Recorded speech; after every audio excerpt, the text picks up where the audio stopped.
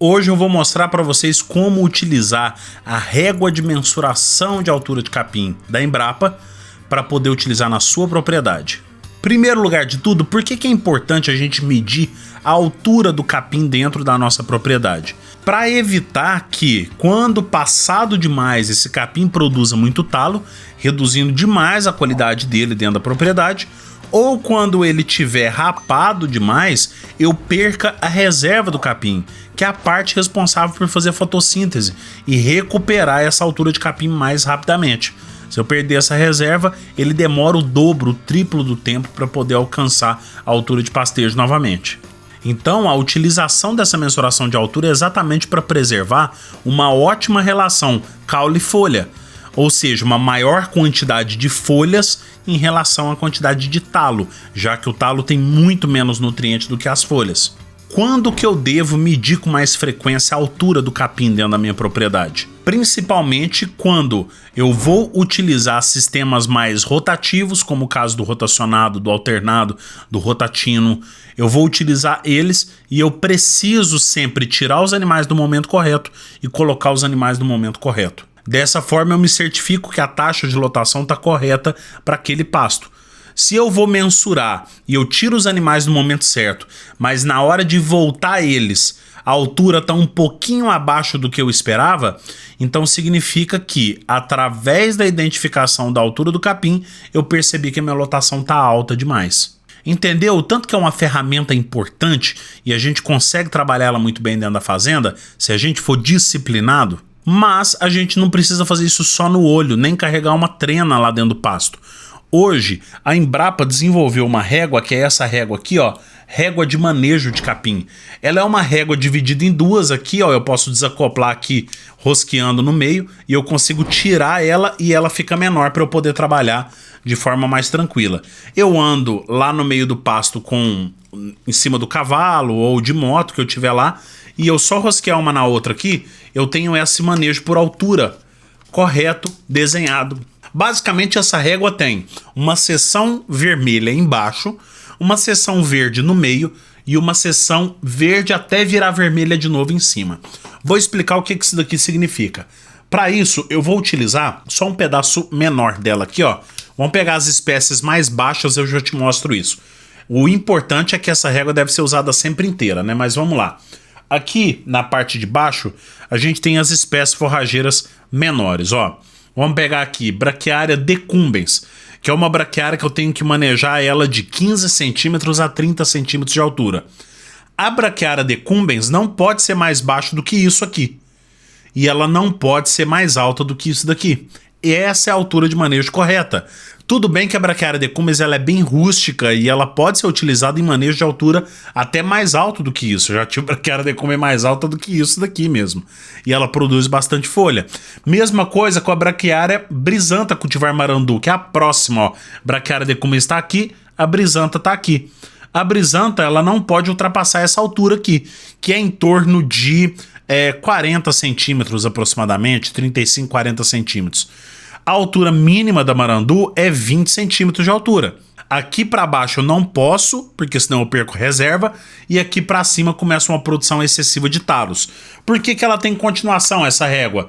Porque daqui para cima, quando eu acoplo ela, eu tenho o Quênia, que é um pânico máximo, eu tenho Tanzânia, que também é pânico máximo, eu tenho o Zuri aqui em cima, e eu tenho Mombaça aqui mais para cima. Essas aqui, ó, quando eu junto as duas, eu tenho as alturas de 70, 80, 90 centímetros dali para cima, que são as alturas máximas. Gente, com uma régua dessa aqui acoplada na mão, andando de moto, andando de mula, andando a cavalo no meio do pasto, você tem uma baita de uma ferramenta para medir com uma boa velocidade se está na hora ou não de manejar os animais lá no meio do pasto. É uma parceria que a Embrapa fez com a Polite. Ó, nem é fazendo propaganda nem nada, porque eu não tô ganhando nada por isso. Mas é uma empresa, eu sempre comprei com eles, eu entro no site deles lá, Polite, Tem até escrito aqui atrás, ó, www.polite.com.br, e a gente encontra essas réguas lá dentro do site para comprar. Tem régua assim de acoplar, tem régua que ela é inteiriça, tem acho que outros formatos também, fita, alguma coisa assim. O importante é utilizar uma que serve bem para você. Neto, mas eu não tenho condição de comprar uma régua dessa daqui. Gente, sinceramente, isso aqui é barato demais da conta, tá? Mas não tem condição, não quero comprar uma régua dessa. Mede as alturas que a gente fala lá dentro da aula da Escola de Pecuária Lucrativa, que a gente fala a altura mínima e a altura máxima de cada uma das espécies forrageiras que são mais utilizadas no Brasil, e pinta essas alturas numa régua, numa ripa mesmo, pega uma ripa e pinta nela, pinta na beira da cerca, você já tem uma altura que dá para você, andando a cavalo ou andando de moto, você olha de longe e consegue visualizar isso com mais certeza, né?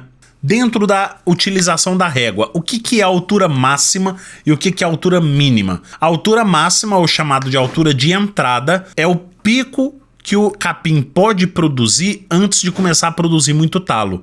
Então é quando a gente tem cerca de 95% de interceptação luminosa, ou seja, menos de 5% está passando do sol até na base da planta. Isso daí significa que, ao fechar 100%, o capim vai começar a empurrar a folha para cima usando o talo. Então não pode passar dessa altura.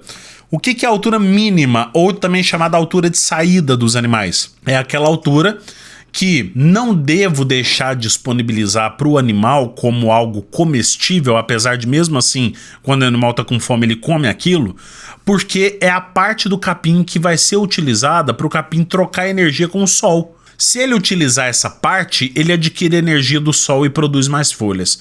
Se você perder essa altura, e perder no sentido de rapar o seu capim, aí esse capim ele passa a utilizar a energia da raiz.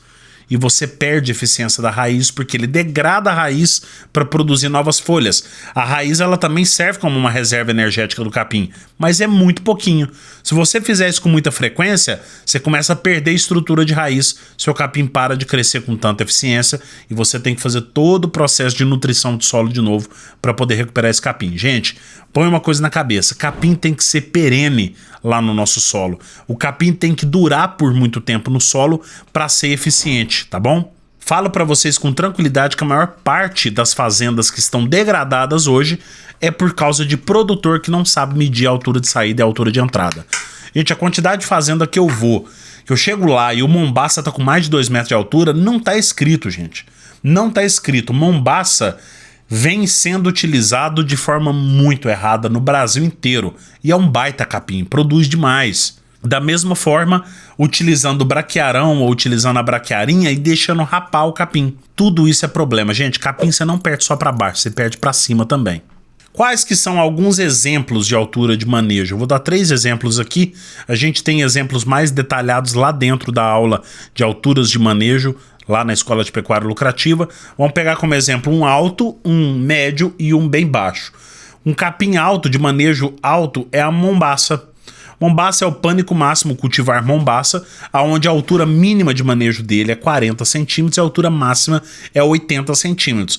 Dá para explorar ele até os 90 centímetros ali, mas não é bom ficar deixando passar de 1 metro. Porque deixou passar de 1 metro, ele produz muito talo, ele endurece muito, ele fecha a toceira, começa a produzir mais para cima do que para os lados e a gente passa a perder muito espaço útil desse capim, tá? Mombaça, apesar de ser um crescimento cespitoso, é um capim que ele dá um perfilhamento muito bom, ele fecha muito bem o solo, só se for utilizado da forma correta. Lembrando, parênteses aqui para vocês, mombaça é obrigatório a adubação dele, tá bom? E ponto final. Não tem essa de, eu vou pôr um mombaça porque ele produz muito, mas não vou adubar não. Não vai adubar, já tá usando errado. Beleza? Altura, a gente falou. Braquiária brisanta cultivar marandu, famoso braquiarão. A altura mínima de manejo dele, 20 centímetros. A altura máxima, 40 centímetros. Mas o braquiarão, ele permite você explorar mais essa altura dele sem você ter grandes perdas. O braquiarão, o talo dele não é tão indigestível como é o caso do mombaça, do MG5, do Quênia, que tem talos muito duros. O braquiarão, se ele passar demais, você pode botar um lote de novilha ali em cima, de vaca, de boi, de garrote, que ele come bem. Agora, no caso do mombaça ou do MG5, se passar demais, só vaca com fome que vai comer aquilo. Isso daí é um problema, tá bom? E um exemplo de uma espécie baixa é a umidícula. A umidícula, altura mínima 10 centímetros, altura máxima 20 centímetros. Por que o povo mete tanta porrada na umidícula? Porque a umidícula muitas vezes é manejada acima de 20, 30, 40, 60 centímetros. Isso é errado, é um capim que fica muito velho. Com 20 centímetros ele é altamente nutritivo. Você tem que manter uma lotação mais baixa, equilibrar bem o pastejo dele ali, mas se consumir direitinho, eu, por exemplo, faço terminação em umidícula e funciona muito bem, tá? Não fica se atentando só a nível de proteína de capim, não, senão você vai ficar doido. Capim foi feito para dar fibra, para dar folha, para dar carboidrato para os animais. Como que a mensuração da altura de pastejo dentro da sua propriedade, seja usando a régua ou com outra metodologia, como que isso pode ajudar dentro da sua fazenda? Simplesmente aumentando a produtividade de folhas dentro do seu sistema de pastejo e a qualidade dessas folhas também. Então você começa a observar os resultados aumentando na fazenda sem você precisar investir 1 centavo a mais ou a menos. Se você faz isso apenas mudando os hábitos da propriedade, é aumento de rentabilidade sem o aumento de custos. Esse é o princípio básico da nutrição ativa, gente. É você aumentar práticas e não precisar aumentar custos. Por isso que a margem aumenta tanto nas propriedades. Como que eu devo evitar o uso da régua de manejo dentro da minha propriedade? Usando ela em um lugar só do piquete. Eu chego no piquete, bato a régua em um lugar só e considero que aquela ali é a altura do meu pasto. Não, gente, dá uma volta no pasto. Já ouviu falar que produtor rural que tem eficiência dentro da fazenda é aquele que faz o sinal da cruz na fazenda? Ele anda a fazenda assim até assim e aqui até aqui. Anda a fazenda inteira, seja de moto, seja a cavalo, seja alguns pedaços a pé. E vai andar dentro do pasto, tira medida em vários pontos, porque o pasto ele é composto de várias micro-regiões dentro do mesmo espaço. Então a forma errada é medir em um lugar só. E como que eu posso utilizar uma ferramenta dessa e ainda lucrar mais na pecuária de corte dentro da minha propriedade? Basta você estimular o crescimento de folhas dentro da sua fazenda, evitando o superpastejo, evitando rapar demais o capim ou deixar ultrapassar demais o capim, e utilizar o método de nutrição ativa, que dessa forma você pega essas folhas, essas pontas de folha e utiliza a favor da fazenda, produzindo mais, aumentando a margem de produtividade na sua propriedade e você lucrando, porque você não vai aumentar custo, mas vai aumentar a produtividade dos animais através desse aumento do capim. E a nutrição ativa está presente dentro da Escola de Pecuária Lucrativa. O link está aqui na descrição ou vou colocar no card aqui em cima do vídeo também, beleza? Espero que vocês tenham gostado do vídeo.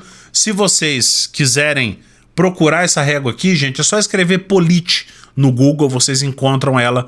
Vou colocar na descrição do vídeo também esse site que tá aqui, ó, www.polite.com.br. Vocês entram lá e procuram, tá bom?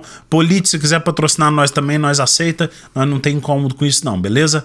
Muito obrigado a todos vocês, um forte abraço, até o próximo vídeo. Tchau, tchau.